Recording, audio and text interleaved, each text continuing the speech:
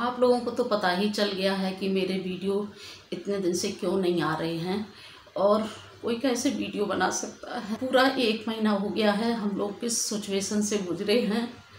दिव्या ने शायद आप लोगों को एक एक बात बताई भी है कि कितना हम लोग बीमार रहे, कितनी तबीयत ख़राब रही हम लोगों की। मैंने आप लोगों के साथ शेयर किया था कि 21 सितंबर को हमारे पिताजी हमें छोड़ के चले गए थे और 8 महीने बाद मेरी माँ भी हमें छोड़ के चली गई। वैसे तो अपने परिवार के सभी सदस्य जितने भी हैं सब बहुत प्रिय होते हैं, लेकिन आप लोगों को तो पता ही होगा कि माँ बेटी का रिश्ता कैसा होता है। बहुत सारे लोग कमेंट कर रहे हैं कि मम्मी को क्या हुआ था, नानी को क्या हुआ था। तो दिव्या हमसे कई दिन से कह रही थी कि मम्मी एक छोटी सी अपडेट आप दे दो अपने चैनल पर। तो मेरे से बिल्कुल हिम्मत ही नहीं हो रही थी बोलने की कि कैसे बोलें, क्या बोलें, कुछ समझ में नहीं आ रहा था। बिल्कुल भी बोलने की स्थिति में नहीं थे, लेकिन बहुत समझाया दिव्या ने कि अपने मन की बात जब इतने सारे लोगों से शेयर करोगी तो तुम्हें भी थोड़ा सा अच्छा फील होगा। वही थोड़ी सी हिम्मत जुटा के आप लोगों को ये बताने के लिए कि क्या हुआ था नानी को, दिव्या की नानी को, मेरी मम्मी को क्या हुआ था। तो ऐसा उन्हें कुछ भी नहीं हुआ था, लेकिन उस समय जो भी हो रहा था ना वो बहुत ज़्यादा था। बुखार, खांसी या जो भी था तो ऐसे लगता था कि जैसे सामने मौत खड़ी है। बहुत ज़्यादा था बुखार ही एकदम जैसे मौत लग रही थी। 15-20 दिन तक हम लोगों ने क्या क्या झेला, हमने दिव्या ने, कि क्या बताएं। बहुत कुछ झेल लिया इतने दिनों में। तो लास्ट टाइम मेरी अच्छे तरीके से मेरी माँ से बात हुई थी।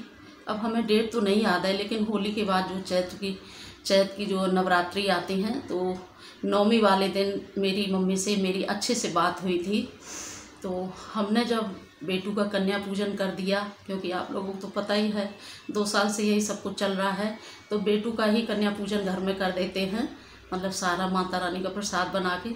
तो वही बेटू का कन्या पूजन करने के बाद खाना खाने के बाद जो है हमने अपनी मम्मी को फ़ोन किया, क्योंकि मेरी ये आदत थी कि हम उन्हें एक दिन में 2-3 बार फ़ोन करते थे, नहीं तो 1 या 2 बार तो मेरा पक्का नियम था। 1 बार तो 100% करना ही करना था। तो और ये चीज़ मुझे अब बहुत ज़्यादा परेशान कर रही है, फ़ोन करने की आदत। तो हमने फ़ोन किया तो उस दिन वो बहुत खुश थी,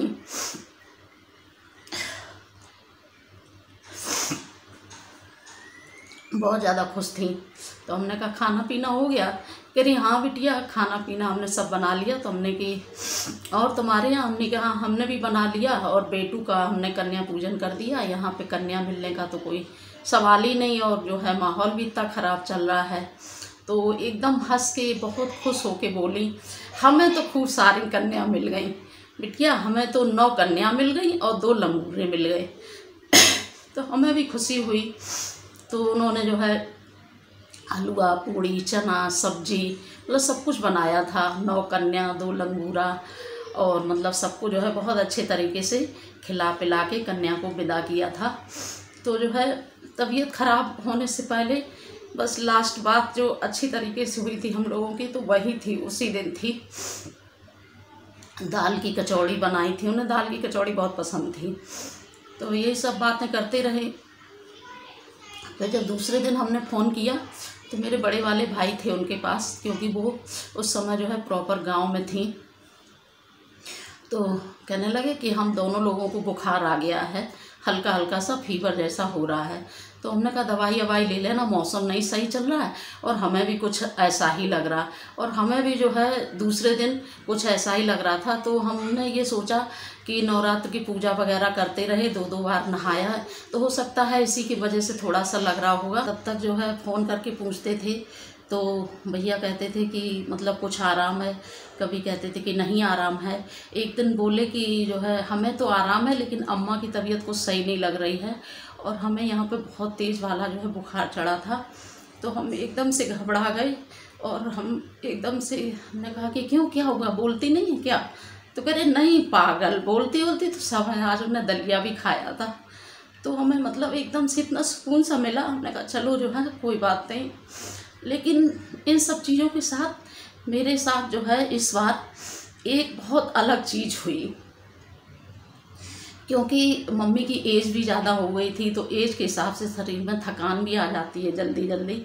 तो वो जैसे थोड़ा सा सफ़र कर लें या ज़रा सा घर में कुछ काम कर लें या कुछ भी हो तो ना फीवर कुछ जल्दी जल्दी आ जाता था।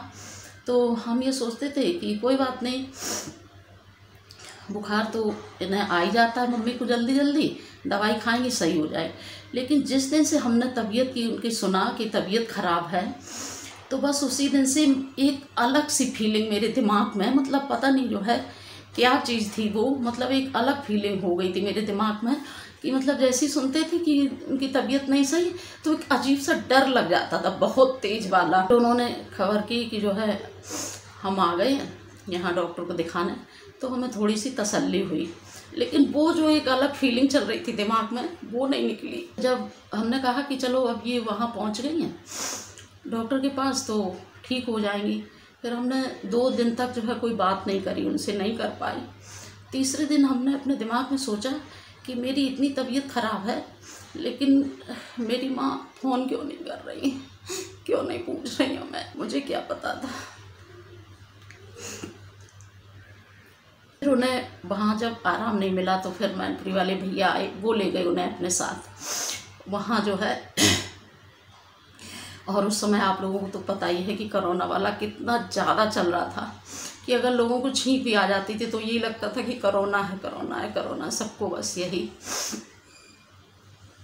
तो जब हमने तीसरे दिन फ़ोन किया, अब हमें पता चला कि वो मैनपुरी पहुंच गई भैया के पास, तो फिर हमें मतलब और ज़्यादा सुकून मिल गया थोड़ा सा। सब कुछ हो रहा था, बात हो रही थी, सब कुछ हो रही थी, लेकिन वो जो दिमाग में कील सी गड़ी थी, अलग जो फीलिंग जो मेरे दिमाग में पैदा हो गई थी, बस वो नहीं निकल रही थी। तो वहाँ भाभी जो है अपनी तरफ से फ़ोन कर कर के बताती रहती थी, उन्हें पता था ना कि मेरी तबीयत इतनी ख़राब है, वो मेरा हालचाल लेती रहती थी बीच बीच में फ़ोन करके, और अम्मा का भी बताती रहती थी। तो कभी कहती थी अम्मा ठीक हैं, बिस्किट खाया, नमकीन खाई, एक पराठा भी खाया, तो हमें थोड़ा सा सुकून मिलता था, तो हम बड़े आराम से आंख बंद करके लेट जाते थे। और जब वो ये कहती थी कि अम्मा की तबीयत दीदी कुछ सही नहीं लग रही, तो हमें एकदम धक से हो जाती थी, कहते कि ऐसा कैसे ऐसा कैसे। तो बस यही चलता रहा। तो हमने कहा कि मेरी बात कराओ, एक दिन हमने कहा कि मेरी बात करा दो, तो उन्होंने हमसे बात करी। हम बस उनसे लगातार यही कहते रहे, यानी अम्मा तबीयत ठीक हो जाए तब बात करेंगे, हमारी भी तबीयत नहीं सही है, तबीयत ठीक हो जाएगी, तुम्हारी भी हो जाएगी, हमारी भी हो जाएगी, तब बात करेंगे। वहाँ जो है भैया से जिद कर रही होंगी, हमें नवा दो, हमें साफ़ कर दो, हमें नवा दो। तो उन्होंने कुर्सी पर बैठा के उन्हें नवाया, सब कुछ किया।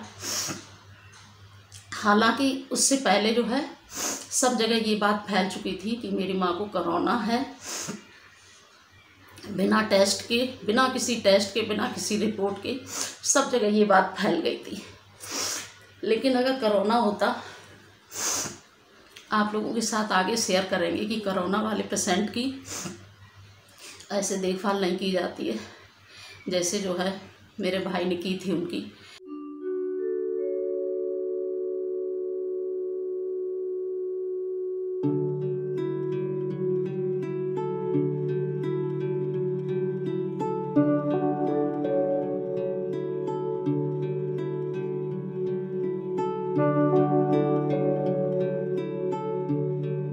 एक ही रूम में लिटाया उनको, उनका मुंह पोंछना, पानी पिलाना, दवाई देना, खाना देना, सब कुछ करना जो है। उनका एक बेटा है 7-8 साल का, वो भी जो है पास जा रहा था, सब कुछ हो रहा था। फिर जब वो नहाने के लिए जिद कर रही थी तो भैया ने कुर्सी पे बैठा के उन्हें नहाया भी था। तो अगर उन्हें कोरोना होता तो किसी और को भी तो हो सकता था, लेकिन इसमें भी कोई बुरा मानने वाली बात नहीं है, क्योंकि उस समय माहौल ही कुछ ऐसा चल रहा था। तो 2 दिन पहले जो है साफ सुथरी होके बैठ गई। तो एक दिन जो है बस फिर बात होती रही हम लोगों की, कभी ठीक कभी नहीं ठीक। फिर बाद में लास्ट में 2 दिन ये था कि अब अम्मा बिल्कुल ठीक हैं, कोई दिक्कत नहीं है। तो एक दिन जो है 4 तारीख की रात को मतलब 2 बजे मुझे ऐसा लगा कि जैसे मेरे सीने में किसी ने बहुत तेज़ कोई चीज़, मतलब बहुत अब पूरी ताकत से कोई चीज़ मेरे सीने में मार दी। तो मैं एकदम से एक झटके के साथ उठ के बैठ गई। तो बहुत देर तक नींद नहीं आई। उसके बाद जो है दिव्या भी कुनमुनाई, वो भी उठ के बैठ गई, कह रही मम्मी नींद नहीं आ रही। हमने कहा बिटिया हमें भी नहीं आ रही, और आज हमें पता नहीं जो है कैसा लग रहा, हमें बहुत अजीब सा लग रहा हमें। तो सुबह 9:30 बजे, जब 5 तारीख की सुबह 9:30 बजे जब फ़ोन आया, तो हम फ़ोन उठाने से पहले ही रोने लगे। भैया का फ़ोन आया तो कह रहे कि तबीयत कैसी है तुम्हारी। हमने कहा कि ऐसी है अभी तो कहने लगे कि हमें लग रहा कि अम्मा तो गड़बड़ कर रही है। हमने कहा जल्दी से वीडियो कॉल कराओ, सांस ले रही थी। तो हमने वीडियो कॉल पर बहुत तेज़ तेज़ बुलाया, अम्मा अम्मा अम्मा करके।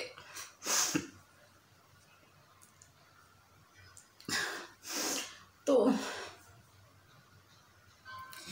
आँख नहीं खोली, बस ऐसे खूब तेज बोली करके जो है लग रहा था कि क्या करें क्या करें क्या करें, बस यही बेचैनी हो रही थी। हमने फिर भैया से फ़ोन किया, हमने कहा कोई गुंजाइश नहीं है, डॉक्टर क्या कह रहे हैं। तो कह रहे कि जो है डॉक्टर ऑक्सीजन के लिए कह रहे हैं, अगर ऑक्सीजन मिल जाए तो 1% चांस भी है, और जो है 2-4 घंटे चल भी सकती हैं। हमने कहा कि तुम ऑक्सीजन की व्यवस्था करो।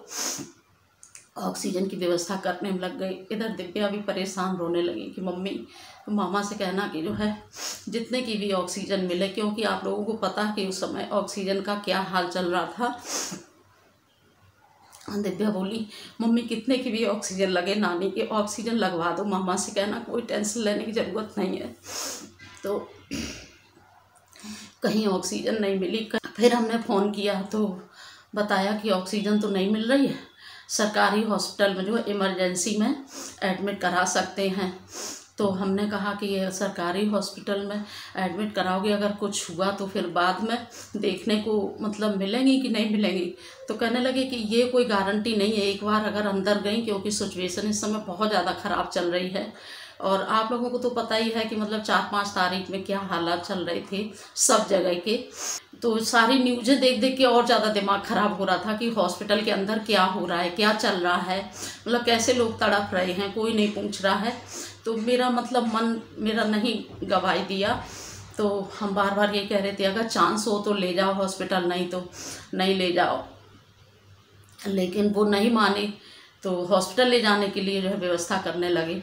तब तक यहाँ से दिल्ली से अम्बुज पहुँच गया था, बड़े वाले भैया भी पहुँच गए थे, उनकी भी तबीयत बहुत ज़्यादा ख़राब थी। 5 तारीख को दिन में 2:30 बजे चली गई छोड़ के। बस इस समय बुखार ही इस तरीके के आ रहे थे जो कि अब मुझे लग रहा था कि हमें खुद लग रहा था अपने आप को ही कि इस बार जो है मुझे अपनी ज़िंदगी खतरे में लग रही थी। मुझे लग रहा था कि हम नहीं झेल पाएंगे। तो उनकी तो काफ़ी ज़्यादा एज थी, लेकिन वो इतना खुश और एक्टिव रहती थी, तो इतना झेल गई। उनको वहाँ पे रात भर रखना भी सेफ नहीं था, और किसके लिए रखते जब कोई आने वाला नहीं था। मेरी बिल्कुल भी ऐसी हालत नहीं थी कि हम तो अपनी माँ का गम भी बैठ के मना पाते। मतलब मेरी ये हालत हो गई, 1 मिनट ना दिन में नींद आती थी ना रात में नींद आती थी। लास्ट टाइम हम अपनी अम्मा से 19 दिन के लिए अलग हुए थे। 20वें दिन तो फिर वो बिल्कुल ही अलग हो गई। बहुत हिम्मत जुटाई हमने, तब हमने आप लोगों से इतनी बात करी है आज। देखते हैं आगे, क्योंकि दिव्या बहुत कहती है मम्मी कुछ नहीं, आप बातें किया करो, आपके सब्सक्राइबर इतने अच्छे हैं, वो सुख दुख में आपके साथ हमेशा खड़े रहते हैं, इतने अच्छे अच्छे प्यारे प्यारे कमेंट करते हैं, आप पढ़ोगे तो अच्छा लगेगा। पिताजी गए थे तो अपने माँ बाप के लिए, सबके लिए बुरा लगता है, ऐसा नहीं है, लेकिन पिताजी की हमारी सिचुएशन 2-3 साल से कुछ ऐसी चल रही थी कि मतलब कभी कभी तो ये होता था कि आज गए कल गए, इतनी ज़्यादा उनकी हालत ख़राब हो जाती थी।